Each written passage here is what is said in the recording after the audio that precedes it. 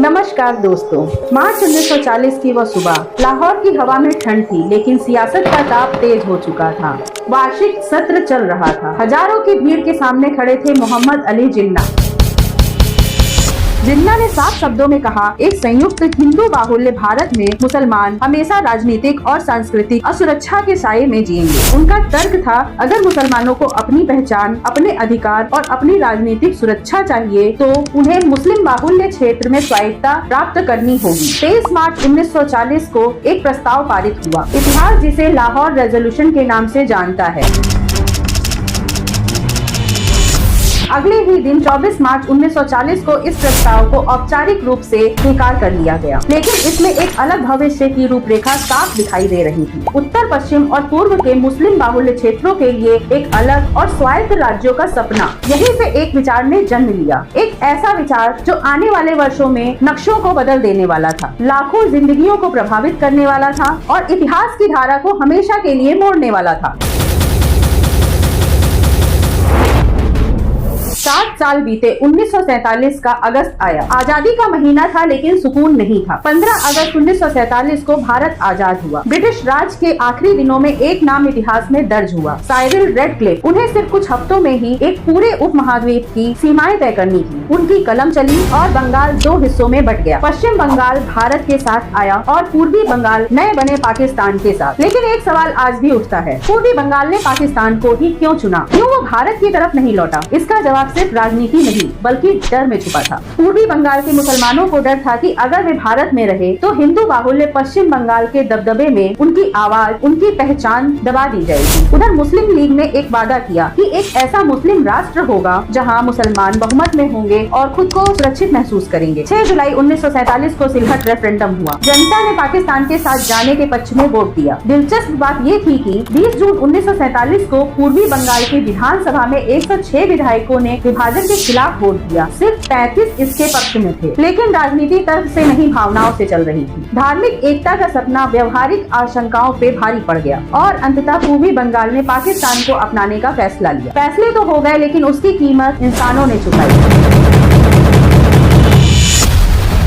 करीब 1 करोड़ लोग अपने घर को छोड़ने को मजबूर हुए। पंजाब से लेकर बंगाल तक दंगों की आग फैल गई। इतिहासकारों के अनुमान अलग अलग हैं, लेकिन मौतों का आंकड़ा 2 लाख से 20 लाख के बीच माना जाता है। बिहार के कई मुसलमान पूर्वी पाकिस्तान भागे, यह सोचकर कि उनको वहां पर शरण मिलेगी। लेकिन वक्त बदला और बाद में वही लोग बिहारी कहकर पहचाने गए और एक दिन उन्हें भी पराया समझा जाने लगा। विभाजन ने सिर्फ जमीनें नहीं बांटी थी, उसने रिश्ते, भरोसे और आने वाली पीढ़ियों के भविष्य को भी टुकड़ों में तोड़ दिया था। विभाजन के उस फैसले के बाद जिसने लाखों लोगों को बेघर कर दिया था, एक नया देश जन्म ले चुका था। 14 अगस्त 1947 को पाकिस्तान अस्तित्व में आया, लेकिन एक साथ नहीं, 2 हिस्सों में बटा हुआ। एक ओर पूर्वी पाकिस्तान और दूसरी तरफ पश्चिम पाकिस्तान। दोनों के बीच में 1600 किलोमीटर की लंबी भारतीय जमीन। कागज पर यह एक राष्ट्र था, लेकिन जमीन पर नहीं। पूर्वी पाकिस्तान की आबादी का बड़ा हिस्सा बंगाली था, करीब आधी जनसंख्या। फिर भी सत्ता की बागडोर उनके हाथ में नहीं। फौज, नौकरशाही और फैसले सबकी पकड़ थी पश्चिमी पाकिस्तान के पंजाबी और मुहाजिर अभिजात वर्ग की। मोहम्मद अली जिन्ना देश के पहले गवर्नर जनरल बने, लेकिन जल्द ही एक ऐसा फैसला आया जिसने पूर्वी और पश्चिमी पाकिस्तान के बीच में एक गहरी दरार डाल दी। 21 मार्च 1948 को जिन्ना ढाका पहुंचे। हजारों की भीड़ के सामने उन्होंने ऐलान किया, मैं स्पष्ट करना चाहता हूं, पाकिस्तान की राष्ट्रभाषा उर्दू होगी और कोई नहीं। ये सिर्फ एक वाक्य नहीं था, बल्कि पूरी पाकिस्तान की आत्मा पर एक गहरी चोट थी, क्योंकि वहाँ की 56% से अधिक आबादी की मातृभाषा बंगाली थी। बंगालियों को लगा कि जिस पहचान के नाम पर उन्होंने पाकिस्तान को चुना है, उसी पहचान को कुचला जा रहा है। ये सिर्फ भाषा का सवाल नहीं था, यह सम्मान, बराबरी और अधिकार का सवाल बन चुका था। लेकिन इतिहास ने जिन्ना को इस टकराव को सुलझाने का मौका नहीं दिया। 11 सितंबर 1948 को क्वेटा में कैंसर से उनकी मृत्यु हो गई। उनके बाद ख्वाजा नजीमुद्दीन गवर्नर जनरल बने और लियाकत अली खान प्रधानमंत्री। मोहम्मद अली जिन्ना के बाद में पाकिस्तान की राजनीति तेजी से अस्थिर होने लगी। देश के पहले प्रधानमंत्री लियाकत अली खान, जो जिन्ना के सबसे भरोसेमंद सहयोगी, पाकिस्तान आंदोलन के मुख्य रणनीतिकार, जो सत्ता के केंद्र में थे। लियाकत अली खान का सपना था एक मजबूत और केंद्रीकृत पाकिस्तान। 1949 में उन्हीं के नेतृत्व में ऑब्जेक्टिव रेजोल्यूशन पास हुआ, जिसने पाकिस्तान की भविष्य की राजनीति को इस्लामिक दिशा दी। लेकिन यही केंद्रीकरण पूर्वी पाकिस्तान के लिए और ज्यादा हाशिए पर जाने का संकेत था। फिर आया एक झटका जिसने देश की नींव हिला दी। 16 अक्टूबर 1951 को रावलपिंडी के कंपनी गार्डन में एक सार्वजनिक सभा के दौरान लियाकत अली खान को गोली मार दी गई। हमलावर था सईद अकबर बाबरक, वह भी वहीं मारा गया। हत्या के कारण आज तक पूरी तरह से साफ नहीं हो पाए हैं। प्रधानमंत्री की हत्या के बाद पाकिस्तान की सत्ता में अनिश्चितता खुल करके सामने आ गई। लियाकत अली की मौत के बाद ख्वाजा निजामुद्दीन प्रधानमंत्री बने, लेकिन अब तक पूर्वी पाकिस्तान का असंतोष दबा हुआ नहीं था, बल्कि उबलने लगा था। पाकिस्तान तो बन चुका था, लेकिन पूर्वी पाकिस्तान के दिलों में असंतोष की चिंगारी अब जलने लगी थी, और यह चिंगारी जल्द ही एक आंदोलन का रूप लेने वाली थी।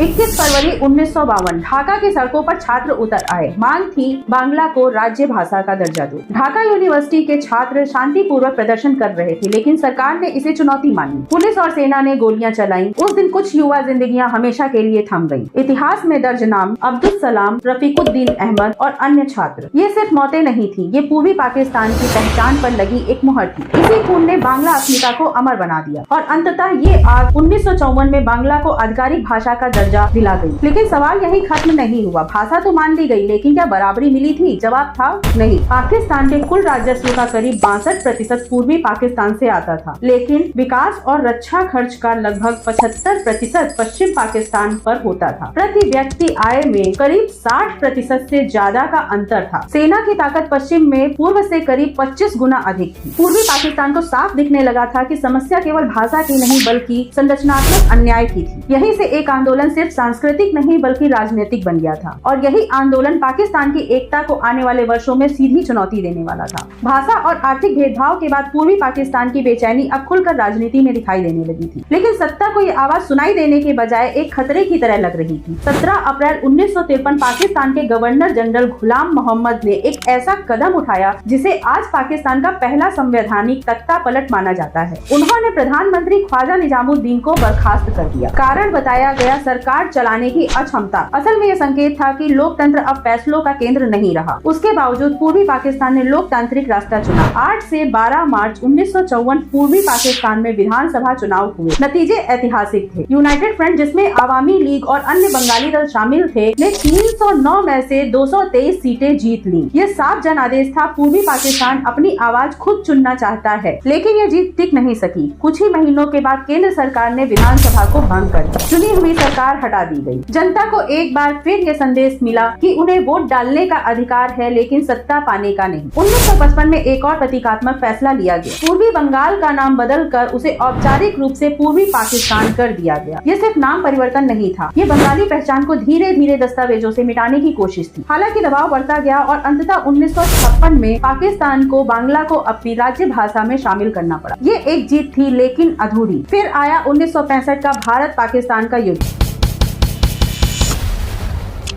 यह युद्ध मुख्य रूप से पश्चिमी मोर्चे पे लड़ा गया। पूर्वी पाकिस्तान ना तो सैन्य रूप से तैयार था और न ही रणनीतिक रूप से सुरक्षित। सैनिक, हथियार और सुरक्षा सब कुछ पश्चिम की प्राथमिकता थे। युद्ध ने पूर्वी पाकिस्तान को और भी अधिक असुरक्षित और अलग थलग महसूस करवाया। संकट सिर्फ राजनीतिक या भाषाई नहीं रह गया, लेकिन सवाल ये था कि क्या पूर्वी पाकिस्तान वास्तव में पाकिस्तान का बराबर का हिस्सा था? इस सवाल का जवाब अब इतिहास देने वाला था। 1965 के युद्ध के बाद पूर्वी पाकिस्तान के सामने अब कोई भ्रम नहीं बचा था। उन्हें साफ दिखने लगा था कि सत्ता का ढांचा कभी भी उनके पक्ष में नहीं झुकेगा। इसी माहौल में एक नेता उनकी पूरी पीढ़ी की आवाज बनकर के उभरा, शेख मुजीबुर रहमान। 5 फरवरी 1966 को लाहौर में ऑल पाकिस्तान नेशनल कॉन्फ्रेंस के दौरान शेख मुजीबुर रहमान ने अपनी ऐतिहासिक 6 सूत्री मांगे पेश की। इन मांगों का सार था, पाकिस्तान एक लूज फेडरेशन बने, पूर्वी पाकिस्तान को पूर्ण स्वायत्तता मिले, आर्थिक नियंत्रण केंद्र से हटकर प्रांत को दिया जाए, अलग मुद्रा या वित्तीय व्यवस्था ताकि पूंजी का पलायन रुके और अपनी आंतरिक सुरक्षा व्यवस्था। पश्चिमी नेतृत्व ने इसे सुधार नहीं बल्कि अलगाववाद माना। 7 जून 1966 को पूर्वी पाकिस्तान में व्यापक हड़तालें हुई। सरकारी फायरिंग में कई लोग मारे गए, मुजीब गिरफ्तार हुए, लेकिन इससे उनकी लोकप्रियता और बढ़ गई। अब वे सिर्फ एक राजनीतिक नेता नहीं रहे, बल्कि बंगाली आकांक्षाओं का प्रतीक बन गए थे। सरकार ने मुजीब को तोड़ने का एक रास्ता चुना। जनवरी 1968 में अगरतला षड्यंत्र मामला दर्ज हुआ। आरोप लगाया गया कि मुजीब भारत की की मदद से पूर्वी पाकिस्तान को अलग करने की साजिश रच रहे हैं। कुल 35 बंगाली सैन्य और सिविल अधिकारी इस केस में फंसाए गए। 19 जून 1968 से ढाका कंटोनमेंट में सुनवाई शुरू हुई, लेकिन ये मुकदमा सरकार के खिलाफ खुद सबूत बन गया। फरवरी 1969 में एक घटना ने हालात पलट दिए। सर्जेंट जाहुरुल हक अगरतला केस के एक आरोपी की जेल में हत्या हो गई। सरकार ने इसे भागने की कोशिश बताया, लेकिन जनता ने इसे हत्या मानी और सड़कों पर आग भड़क उठी। तनाव इतना बढ़ा कि सरकार झुकने के लिए मजबूर हो गई। 22 फरवरी 1969 को अगरतला केस वापस लेना पड़ा। शेख मुजीबुर रहमान रिहा कर दिए गए। अब वे बंग बंधु, बंगाल के मित्र कहलाने लगे। जनता का गुस्सा सीधे सत्ता पे था। 25 मार्च 1969 को फील्ड मार्शल आयूब खान ने इस्तीफा दिया। सत्ता सौंपी गई सेना प्रमुख याह्या खान को। याह्या खान ने मार्शल लॉ लगाया। साथ ही एक वादा किया कि पाकिस्तान में पहली बार आम चुनाव होंगे। यही वादा आगे चलकर पाकिस्तान के इतिहास का सबसे बड़ा निर्णायक मोड़ बना। इस वादे से पाकिस्तान की जनता को पहली बार अपनी पूरी ताकत दिखाने का मौका मिला। 7 दिसंबर 1970 पाकिस्तान के इतिहास में पहला आम चुनाव हुआ। नतीजे ऐसे थे जिसने सत्ता के संतुलन को हिला दिया। आवामी लीग ने शेख मुजीबुर रहमान के नेतृत्व में नेशनल असेंबली की 313 में से 167 सीटें जीती। ये सारी सीटें पूर्वी पाकिस्तान से आई थी। दूसरी ओर पश्चिमी पाकिस्तान में जुल्फिकार अली भुट्टो की पाकिस्तानी पीपल्स पार्टी ने 86 सीटें हासिल की। संविधान के मुताबिक बहुमत आवामी लीग के पास था। सरकार बनाने का अधिकार उसी का होना चाहिए था, लेकिन सत्ता नंबरों से नहीं नीयत से चलती है। 1 मार्च 1971 को वादा टूटा। याह्या खान ने अचानक नेशनल असेंबली के सत्र को स्थगित कर दिया। कोई तारीख नहीं, कोई स्पष्ट कारण नहीं। ढाका में ये खबर आग की तरह फैल गई। पूर्वी पाकिस्तान को लगा कि उनका जनादेश एक बार फिर से रौंद दिया गया। सड़कों पर हजारों लोग उतर आए। अब ये राजनीतिक नाराजगी नहीं थी, यह विश्वासघात की अनुभूति थी। 7 मार्च 1971 ढाका के रेस कोर्स मैदान में लाखों लोग सांसें थामे खड़े हुए थे। शेख मुजीबुर रहमान मंच पे आए। उन्होंने औपचारिक रूप से आजादी की घोषणा नहीं की, लेकिन हर शब्द उसी दिशा में था। उनका संदेश साफ था, यह संघर्ष हमारी स्वतंत्रता का है, यह संघर्ष हमारी आजादी का है। उन्होंने असहयोग आंदोलन का आह्वान किया। सरकारी दफ्तर, कर भुगतान, आदेश सब ठप पड़ने लगे। पूर्वी पाकिस्तान व्यवहार में अब केंद्र के नियंत्रण से बाहर निकल चुका था। इसी दौर में बंगाली युवाओं ने संगठित प्रतिरोध शुरू किया। मुक्ति वाहिनी का गठन हुआ, एक गोरिल्ला बल जो पूर्वी पाकिस्तान की आत्मरक्षा और स्वतंत्रता का प्रतीक बन गया। भारत ने शरणार्थियों को शरण दी और बाद में मुक्ति वाहिनी के लड़ाकों को प्रशिक्षण और सहायता भी दी। इस बीच सामाजिक तनाव बढ़ता गया। कुछ जगह पर बिहारी समुदाय पर हमले भी हुए। पाकिस्तानी सेना ने इन्हीं घटनाओं को अपने अगले कदम के लिए बहाना भी बनाया। अब ये साफ था, राजनीतिक संकट सैन्य टकराव की ओर तेजी से बढ़ रहा है। 7 मार्च के भाषण के बाद पूर्वी पाकिस्तान व्यवहारिक रूप से पाकिस्तान से अलग हो चुका था, लेकिन कागज पर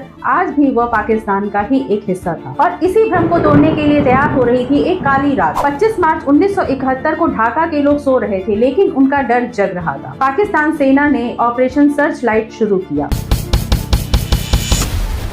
छात्र, बुद्धिजीवी, राजनीतिक कार्यकर्ता और बंगाली पहचान। ढाका यूनिवर्सिटी के जगन्नाथ हॉल और छात्रावास पहले निशाने पर थे। इतिहासकारों के अनुसार सिर्फ ढाका में हजारों छात्र मारे गए। शहर गोलियों की आवाज से कांप उठा। इसी रात शेख मुजीबुर रहमान को उनके घर से गिरफ्तार करके पश्चिम पाकिस्तान भेज दिया। नेतृत्व को कैद करके आवाज को दबाने की कोशिश की गई, लेकिन इतिहास में आवाजें गोलियों से खामोश नहीं होती। 26 मार्च 1971 में बंगाल ने खुद को आजाद घोषित कर दिया। यह दिन आगे चलकर बांग्लादेश का स्वतंत्रता दिवस बना। अगले दिन 27 मार्च 1971 चटगांव से स्वाधीन बांग्ला बेतार केंद्र पर एक आवाज गूंजी। मेजर जियाउर रहमान ने शेख मुजीब के नाम से स्वतंत्रता की घोषणा पढ़ी। मैं मेजर जियाउर रहमान बांग्लादेश की स्वतंत्रता की घोषणा करता हूँ। अब यह संघर्ष सिर्फ एक आंदोलन नहीं रहा, यह युद्ध बन चुका था। 10 अप्रैल 1971 भारत की सीमा के पास मुजीब नगर में बांग्लादेश की निर्वासन सरकार बनाई गयी। ताजुद्दीन अहमद प्रधानमंत्री बने। मुजीब कैद में होने के बावजूद राष्ट्रपति घोषित किए गए। इधर जमीन पर हिंसा जारी थी। लाखों लोग अपना घर छोड़कर भारत की ओर भागने लगे। कुछ ही महीनों में करीब 1 करोड़ शरणार्थी भारत पहुंच चुके। 13 जून 1971 ब्रिटिश पत्रकार एंथनी मास्करेन हास ने संडे टाइम में एक रिपोर्ट छापी। शीर्षक ने दुनिया को हिला दिया। यह पहली बार था जब नरसंहार की बात खुलकर अंतर्राष्ट्रीय मीडिया में आई। अब यह केवल आंतरिक मामला नहीं रहा। भारत के लिए तटस्थ रहना अब असंभव था। 28 अप्रैल 1971 में प्रधानमंत्री इंदिरा गांधी ने सेना प्रमुख जनरल सैम मानेकशॉ को युद्ध की तैयारी शुरू करने का निर्देश दिया, लेकिन भारत जल्दबाजी नहीं करना चाहता था। यह संघर्ष अब अपने अंतिम निर्णायक चरण की ओर बढ़ रहा था और अगला कदम दक्षिण एशिया के इतिहास को हमेशा के लिए बदलने वाला था। अप्रैल से नवंबर 1971 तक युद्ध औपचारिक नहीं था, लेकिन जमीन पर हर रोज लड़ा जा रहा था। मुक्ति बाहिनी गुरिल्ला हमलों से पाकिस्तानी सेना को थकाती जा रही थी। भारत तैयारी में था, उसे सही समय का इंतजार था और वह समय खुद पाकिस्तान लेकर आया। 3 दिसंबर 1971 को पाकिस्तान ने पहला औपचारिक हमला किया, code name operation Chengiz Khan. Pak air force ने भारत के 11 एयरफील्ड पर एक साथ बमबारी की। अमृतसर, पठानकोट, अंबाला, जोधपुर, आगरा, श्रीनगर और अन्य ठिकाने। भारतीय सेना ने पूर्वी मोर्चे पर तेज और निर्णायक आक्रमण शुरू किए। जल सेना, थल सेना, नौसेना तीनों एक साथ थे। पाकिस्तान सेना पूर्वी पाकिस्तान में रणनीतिक रूप से पूरी तरह अलग थलग पड़ चुकी थी। इसी बीच अंतर्राष्ट्रीय मंच पर दबाव बढ़ने लगा। 4 दिसंबर 1971 को संयुक्त राष्ट्र सुरक्षा परिषद में युद्ध विराम का प्रस्ताव आया, लेकिन सोवियत संघ ने भारत के पक्ष में वीटो कर दिया। यह कूटनीतिक समर्थन युद्ध की दिशा तय करने वाला था। फिर आया 6 दिसंबर 1971। भारत और उसी दिन भूटान ने आधिकारिक रूप से बांग्लादेश को एक स्वतंत्र राष्ट्र की मान्यता दी। अब यह केवल मुक्ति संग्राम नहीं था, एक स्वतंत्र राष्ट्र की लड़ाई थी। भारतीय सेना तेजी से ढाका की ओर बढ़ी। पाकिस्तानी सेना के पास अब और कोई रास्ता नहीं बचा। 16 दिसंबर 1971 ढाका के रेस कोर्स मैदान में इतिहास लिखा गया। पाकिस्तान के lieutenant general Amir Abdullah Khan Niazi ने भारतीय पूर्वी कमांडो के प्रमुख लेफ्टिनेंट जनरल जगजीत सिंह अरोड़ा के सामने आत्मसमर्पण के दस्तावेज पर हस्ताक्षर किए। 93,000 पाकिस्तानी सैनिक युद्धबंदी बने। ये द्वितीय विश्व युद्ध के बाद सबसे बड़ा सैन्य आत्मसमर्पण था। बांग्लादेश आखिरकार आजाद था। युद्ध के 6 महीने बाद 2 जुलाई 1972 को भारत और पाकिस्तान के बीच शिमला समझौता हुआ। युद्ध बंदियों के रिहाई और भविष्य के संबंध की रूपरेखा तय की गई। इसी दौरान 1972 में शेख मुजीबुर रहमान पाकिस्तान जेल से रिहा होकर ढाका लौटे। लाखों लोगों ने अपने नेता का स्वागत किया। 7 मार्च 1973 बांग्लादेश में पहले आम चुनाव हुए। आवामी लीग ने भारी बहुमत से जीत हासिल की। शेख मुजीब अब सिर्फ मुक्ति संग्राम के नेता नहीं थे, वे एक नए राष्ट्र के निर्वाचित प्रधानमंत्री। कहानी यहाँ खत्म नहीं होती है। यही वो पल है जहाँ इतिहास एक बार फिर लिखे जाने के लिए तैयार खड़ा हुआ है। यहीं से कहानी का सबसे अंधेरा हिस्सा शुरू होता है, जो हम देखेंगे पार्ट 2 में। अगर आपको ये वीडियो पसंद आई हो, ये कहानी आपके दिल को छू गई हो, तो वीडियो को लाइक करिए, चैनल को सब्सक्राइब करिए और बेल आइकन को दबाना बिल्कुल भी ना भूलिए। मिलते हैं अपने नए एपिसोड में, तब तक के लिए जय बांग्ला, जय